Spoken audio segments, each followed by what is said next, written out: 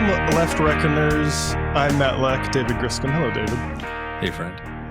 And excited to be joined today by Gil Duran. Gil is a San Francisco-based journalist who previously served as editorial page editor, the Sacramento Bee, and the San Francisco Examiner. He writes the Nerd Reich newsletter on extremist tech and politics and is working on his first book. He also has a new piece up at the Nerd Reich, and it was published over at the New Republic as well. What's up with Peter Thiel's obsession with the Antichrist? Before we get to the Antichrist of it all, Gil, for folks who may be just hearing about Peter Thiel, maybe because of this insane jag he's on, who is he and what sort of place does he play in American politics right now? Peter Thiel is probably the most influential billionaire in American politics today, and he has influence that spans the globe as well. He was originally born in Germany, but immigrated to the United States at a young age after also spending some time in Africa. And he grew up partly in Cleveland, partly in the Bay Area, went to Stanford, where he studied philosophy and law, then became, sort of a hedge fund, Wall Street type, didn't do too well at that initially, but then read a strange book called The Sovereign Individual that was published in 1997, which said in the 21st century, nation states and democracies would be overthrown with the help of something called cyber currency. So he got into his head that he wanted to help create this new digital cyber currency, and he tried to start a company that would do something along those lines. It ended up being PayPal, a company he co-founded with a guy named Elon Musk, who was on a similar trajectory. And after that, in the early 2000s, after the 9/11 attacks, he founded something called Palantir, partly with investment from In-Q-Tel, which is the CIA's investment arm. Went on to be one of the first investors in Facebook, which helped make him a billionaire years later when Facebook went public, and has now become this major donor and supporter to Trump and Republicans, and wields a great deal through Palantir and other means, a great deal of power in our society. Just really quick, he's kind of different from a lot of these other tech figures who are pretty involved in politics, right? In the sense that, he's always had an interest in politics even before he came into this money. Definitely an interest in politics, and a very strange and incisive interest, particularly in finding systems other than democracy to rule the world. Yeah, his forays into cultural analysis have always been way more interesting to me than, his just monopoly gamesmanship in the economy, although that's more significant. But I think it's revealing to look at the first time I heard of Peter Thiel was his book 0 to 1, which maybe this is an uncharitable summary of that thesis, but basically it's find a way to do a monopoly that the government can't regulate you out of. Even before that, he was writing with David Sachs, I believe, a book called The Diversity Myth. This is before he made all of his money. So this is kind of like a return to form. He's almost basically played capitalism to try to push this sort of right-wing agenda. Would you say that's an accurate view of Peter? Absolutely. He always had these very strange political views. What's happened is that now he's become a multi-billionaire who is in league with other multi-billionaires, and he has the power not just to doodle and write and give weird speeches, but to actually try to make his dreams come true. He's got some very strange interests, but one thing I would say about Peter Thiel, having studied his life and having spent way too much time with his thinking and his writing, is he has a way to pick out a really weird idea that within 5 to 10 years, a lot of other people have picked up that really weird idea as well. They call this in the tech world hyperstition, which is a term that comes from the accelerationist ideology.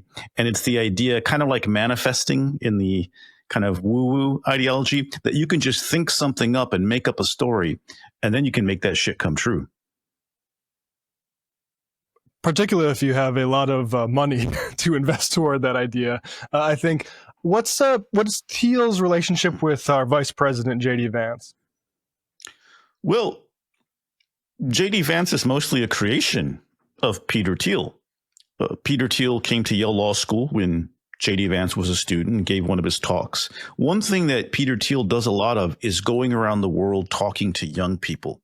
especially at elite universities. He has a sort of a recruitment mechanism by which he knows it's important to reach these people at a young age, to poison their minds with strange ideas of how the world should work, basically based on elite rule by the wealthy. And he goes to Yale Law School, gives a talk, and J.D. Vance is so impressed that he finds Peter Thiel's email address and emails him. And Thiel writes back and says, hey, if you're ever in California, come and see me. Well, flash forward a few years later, J.D. Vance is working for Peter Thiel, one of his companies, Mithril Capital. And that is where he writes his Hillbilly Elegy book, which makes him famous as this sort of moderate voice of reason out of Appalachia. And actually, the book had a blurb by Peter Thiel. And when Vance goes back to Ohio to start his own fund, it's with investment from Peter Thiel. When he decides to run for Senate, it's with a massive investment from Peter Thiel. I think it was the biggest investment ever made in a Senate race up to that date. And then when J.D. Vance wanted to become vice president, he had a big problem, which was that he had referred to Trump as America's Hitler. And it was Peter Thiel who made the peace between Donald Trump and J.D. Vance and got him on the ticket. So when you talk about J.D. Vance, you're really talking about an employee, a protege, an acolyte of Peter Thiel. Yeah, that's horrifying. David, if you could play now the clip that sort of brought this Antichrist obsession to my attention, which is Peter on Ross Douthat. And I got to say, like, I've never been impressed by Peter's performance as a speaker. I imagine it frustrates him greatly that he's pretty much entirely inarticulate, whether it's at the Oxford or Student Union or here. And here is, I think, an incisive question from Ross Douthat about he being the guy to lead this charge against the Antichrist.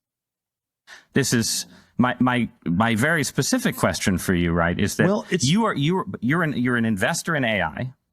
You're deeply invested in Palantir, in military technology, in technologies of surveillance, in technologies of warfare, and so on, right?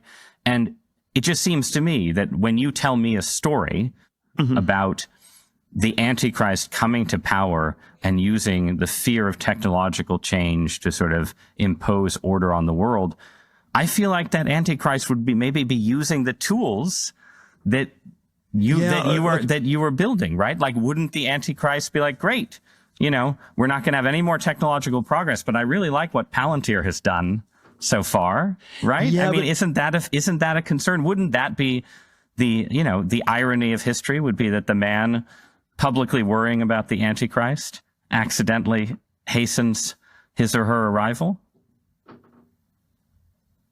There are all these different scenarios. I obviously don't think that that's what I'm doing. I mean, to be clear, I don't think that. I think that's I don't good think enough. that's what you're doing either. I'm just interested. So, Gil, when did you start seeing him do this Antichrist stuff, and what's your read of it? And maybe more importantly, what's the world's reaction to it? I first noticed it last year because I started digging more deeply into this stuff. And at first, it wasn't too interesting to me because he says a lot of strange stuff, and I hadn't really had the time to focus on that yet. But it was that interview with the New York Times that really brought it to everyone's attention. And I wrote a piece about it then because earlier in the year, actually the beginning of the year in January, Peter Thiel wrote a very strange op-ed in the Financial Times, which framed Donald Trump's reelection as an apocalyptic event in the Greek meaning of the world, a great revealing, and applied all this religious gobbledygook, scary language to Donald Trump, basically saying now the truth will be known and we should forgive, but only after there's been sort of confession. Very strange stuff. I'm really surprised, actually, that the Financial Times published that. But that got me into the way he's been increasingly framing his politics in these scary apocalyptic religious terms. And that interview with the New York Times made him a laughingstock because there's this other part where Douthat asks him whether he thinks humanity should survive, and he struggles for 18 seconds. He stutters and can't give a straight answer. So that went super viral. And I think part of what Thiel's trying to do by doing this 4-part series to some degree is, now he's giving this 4-part secret Antichrist lecture in San Francisco. And I think he's got a chip on his shoulder because that went so poorly for him and raised the question, of whether the Antichrist might be someone who can't clearly state that humanity should continue to survive. And so now he's here in San Francisco giving this 4 days, 4 hours a day sequence, these secret Antichrist lectures. But what I found out was that he's actually given these secret lectures all around the world. In fact, every time you turn around, you find out there was another secret Antichrist lecture given at some university. He gave one in Austria where it was an audience of Catholic theologians, and they said, insufficient. Actually, I forget the German word, but Germans tell me that that word is a lot more harsh than it seems in English, that it basically means as a student, there's no way you would fail. You completely did not grasp the assignment. And that must have been painful for him, which is why he wants to keep it secret. But apparently he's writing a book on the subject. And that's very concerning because you usually don't see rich people talking about apocalyptic religion. Why? Because they have everything. They're blessed. They should be talking about Jesus and bounty and sharing. And, who more than a billionaire knows that there are miracles in the world, right? That you have attained such success.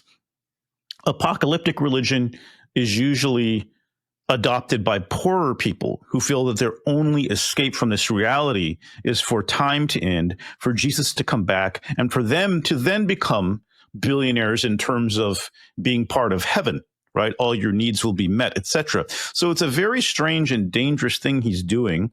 And that's when I decided to really zero in on it, because as part of my book, I'm focusing on Silicon Valley's new religious vibes. And Peter Thiel very much seems to be at the center of it. Yeah. And, that's the thing is Thiel as an individual is, scary, weird, unsettling.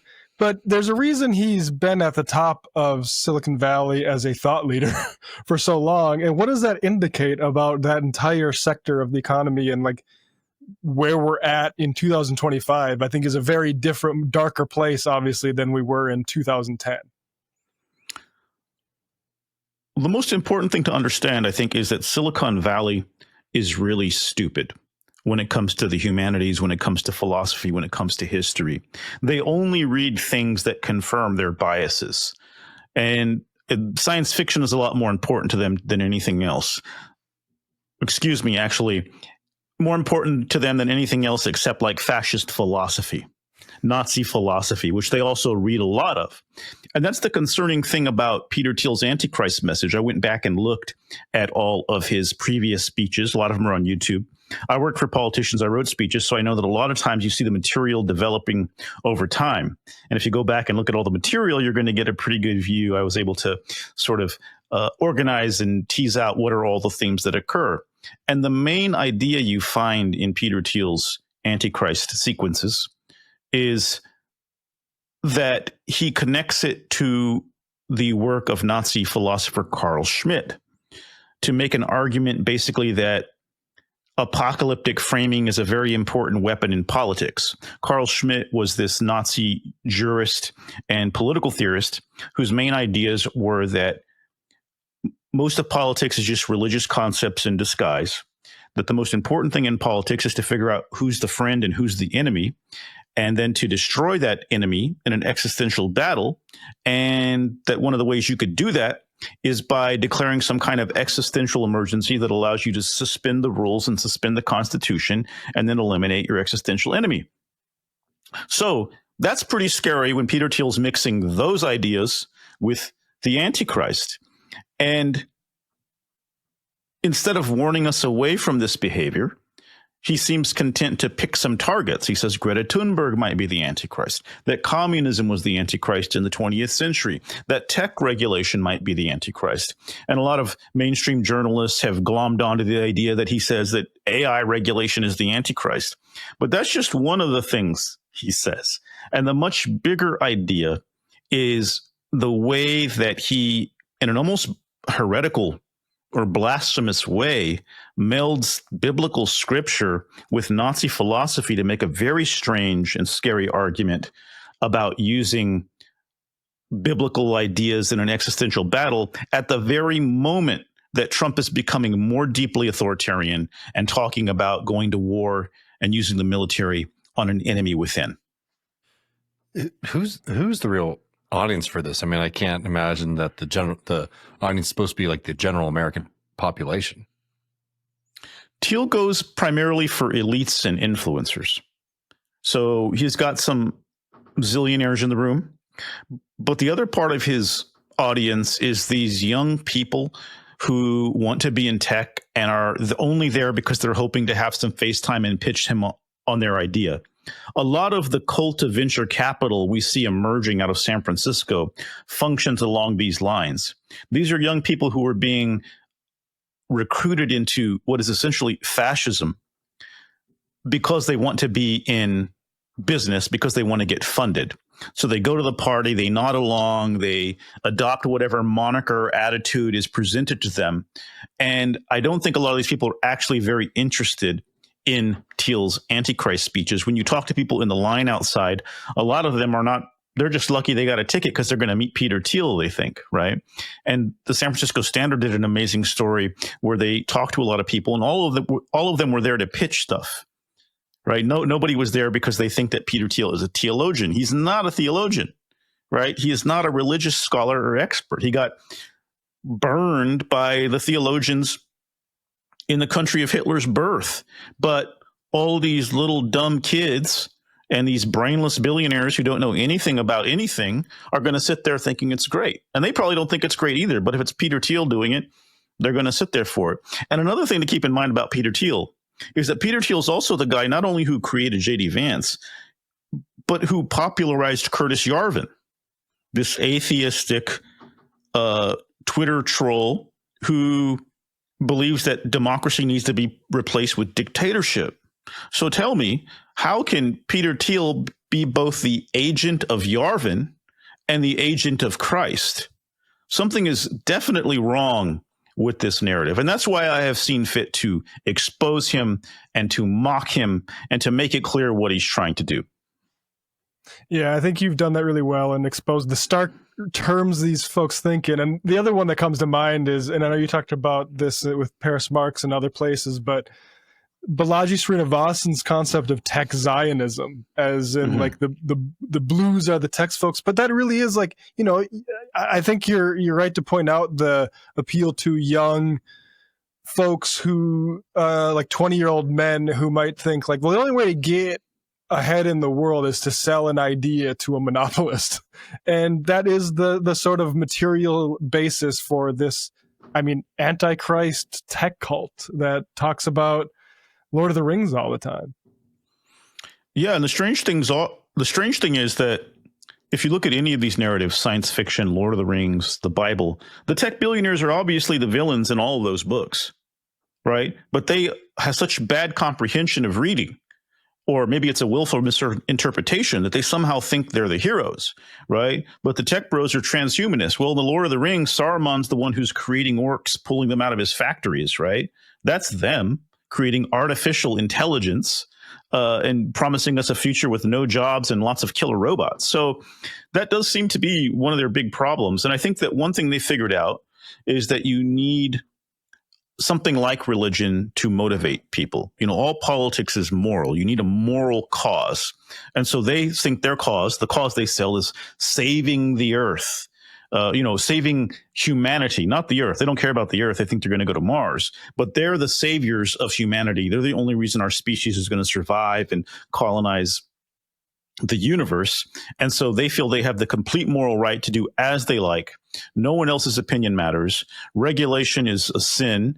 And so they're trying to create these sort of religious ideas, tech Zionism, a war on the Antichrist, and the bundle of beliefs known as Tescriel, all of which are this sort of doe-eyed belief that AI is about to save us and change everything and there will be no more problems. This is all following a very religious logic. And, this week actually is the Network State Conference in Singapore. I think it's the 3rd annual Network State Conference where all these people are going to come together to talk about this crap all day. And so it's not just something they're talking about. They're investing in it and they're trying to organize it. I don't think it'll work out, by the way, because they have some significant problems with the actual religious right in this country who think that they're a bunch of weirdos, which they are. Yeah, my question was gonna be, how long can they, or do you think they will hold tight to Trump/MAGA?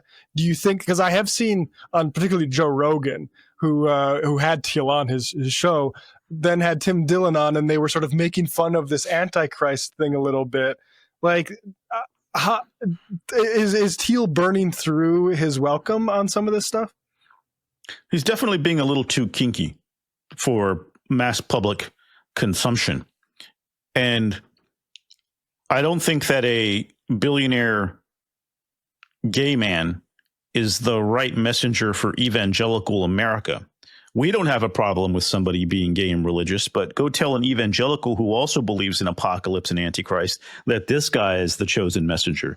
That's not going to work. And he has a lot of friction from Steve Bannon and others who are pushing back on some of this stuff because there is a bit of a power struggle. The tech guys have a lot of money, and that's been very helpful to Trump and to right-wing causes. They also are increasingly controlling the algorithms that control what everyone sees and believes and hears and thinks. So they need their help. At the same time, they don't want to come under the control of these tech guys, right? They've got to find a way to get their help, but also end up with Christo-fascism as opposed to tech fascism when this is all over with. So in a way, I read Thiel's effort to adopt this Christian apocalyptic framework as an awkward attempt to find common ground with the Christo-fascists who are at the base of the MAGA party. Correction, I'd like to call them anti-Christo-fascists, because everything they're doing is actually against Christ. And I don't mean that in a literal sense that there's a demon, an antichrist. I grew up in the religion, but I'm not someone who's preaching about it and adhering to these things in a literal sense. But if you look at Silicon Valley, what in the world is more anti-Christian, more anti-Christ than Silicon Valley in 2025? I don't think there's anything in the world that goes more against what Christ said or did or preached. And it's not even a debate. Yeah, I don't know if Jesus would love Bitcoin, but who knows? But folks, I can't recommend. Oh, go ahead, Gil. Render unto Caesar what is Caesar's. Exactly. Gil, you can read more Gil's coverage of Silicon Valley tech billionaires at thenerdreich.com and follow him on Twitter. Gil, thank you so much for your time today. Thanks for having me.